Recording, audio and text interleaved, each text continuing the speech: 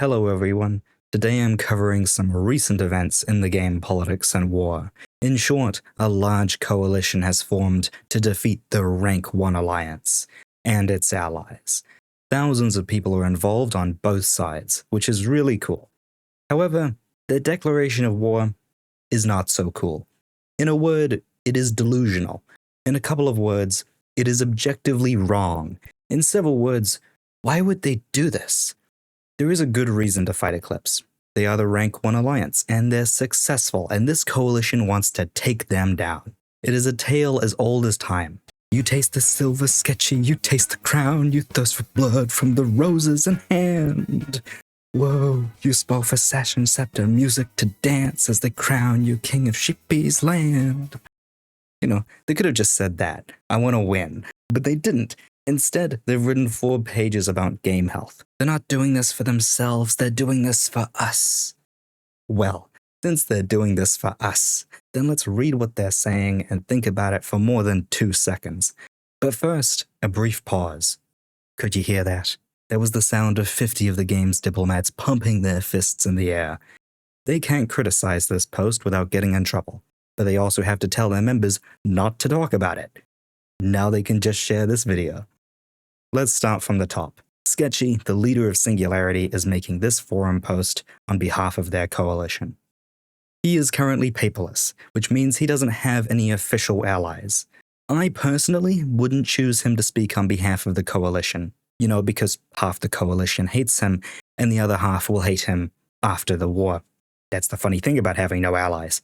Anyway, the first point Sketchy made was that he wasn't fighting Eclipse over personal grievances. Instead, their coalition had formed to address the root issue. I'm going to read the next 2 paragraphs in full, and then we'll discuss it. Eclipse is largely responsible for the current stale political meta. The meta of this game is generally set by the largest and most politically strong actors, and Eclipse has spent the period accumulating as much power as they could.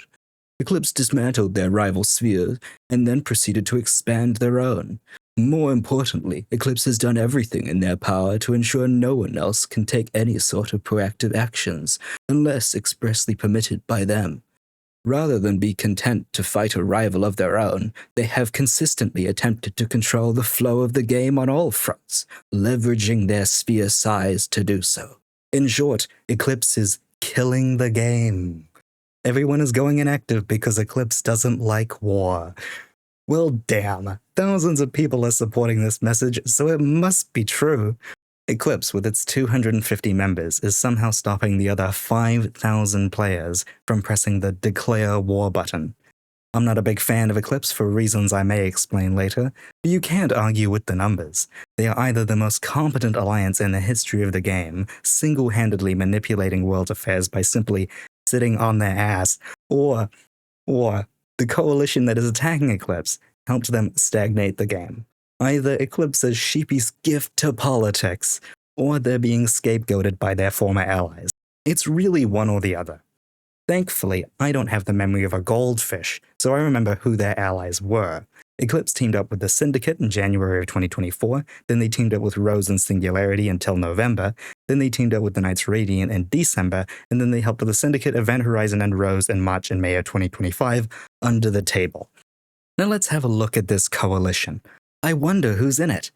Rose, Singularity, the Syndicate, and Event Horizon. Whoa, that's crazy. It's like everyone in this coalition was allied to Eclipse in the last year. Et tu, Sketchy. With that out of the way, what was Sketchy's next point? Let's read that paragraph too. Well, as bad as it may sound, the largest issue isn't the methods, but rather the motivation. To keep everyone, but especially Eclipse, at peace. Eclipse's primary FA influence over the past 6 months has been dedicated towards preventing any sort of conflict happening. Why? Because every day that passes in global peace, Eclipse wins. Eclipse has had the largest income of the major alliances, and we're growing past each of them. As long as the peace reigned, they would continue to widen and widen the gap between them and everyone else. What he's saying here is true, but it's also perfectly normal. Syndicate, Rose, and the Knights Radiant have all done this before when they were on top. They get a lead, and then they try not to throw it by acting like a tyrant. This coalition is criticizing Eclipse for not destroying its enemies. Who needs friends with critics like these? Eclipse couldn't get better publicity if they'd written it themselves. Okay, next paragraph. We have been very critical of the lack of movement in the game for some time. Well, again, Eclipse has been the clear architect of this matter. There has been a significantly delayed response. The truth is this war should have happened months ago.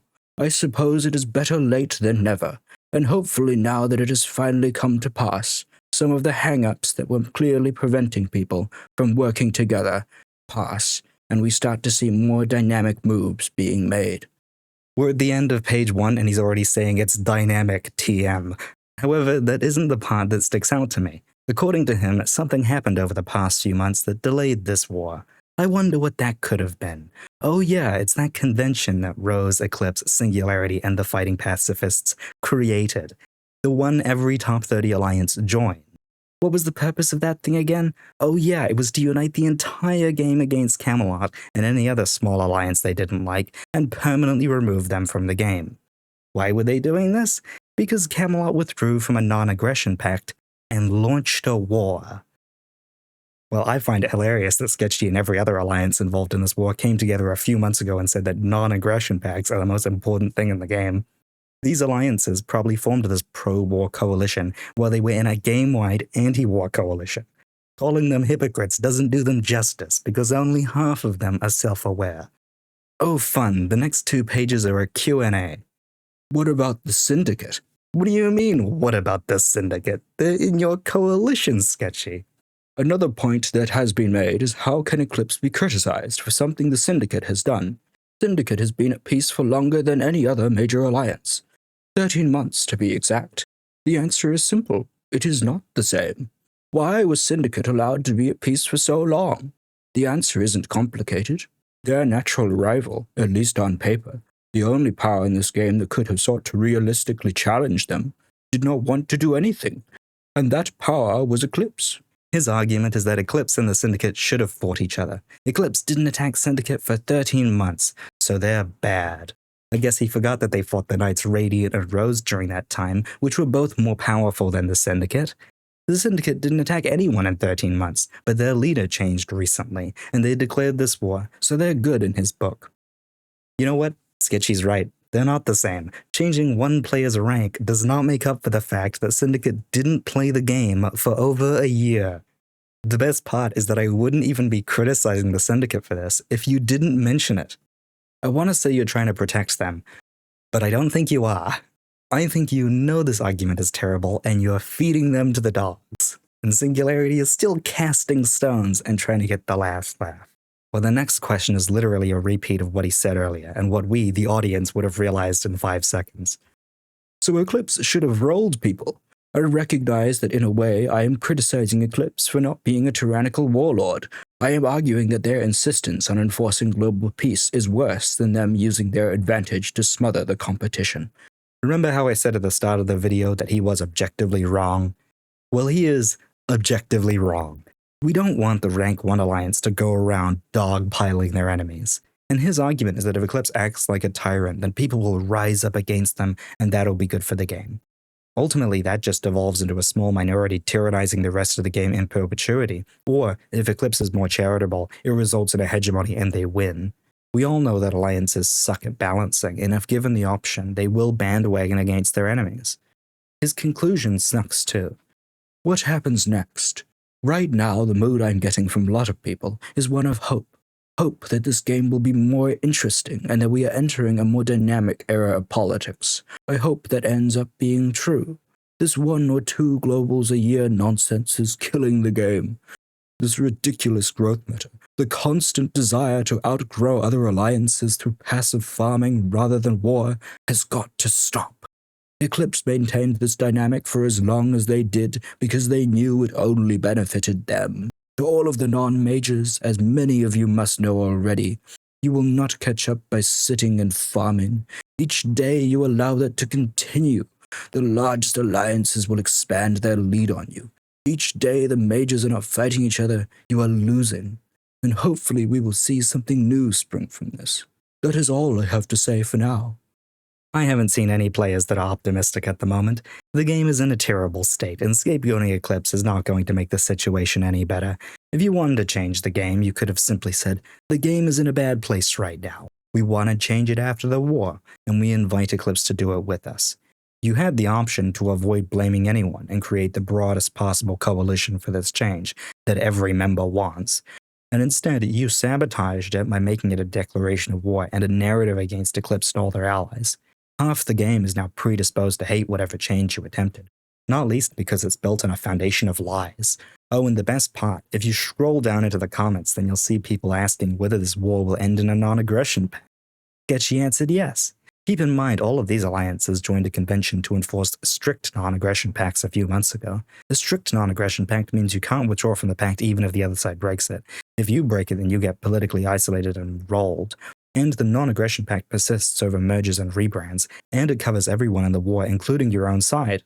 Congrats! This global war meant to increase the number of wars is just going to end with a giant peace treaty preventing all war. And I should offer a final word on this paragraph. Congrats to the alliances in the top 50. You're not micros and middle powers anymore, you're non-majors. After years of struggle and hard work, you've gone from being small alliances to not us. I joke, but this is genuinely a sign he's trying to pander to us, and I love that it's in the first sentence.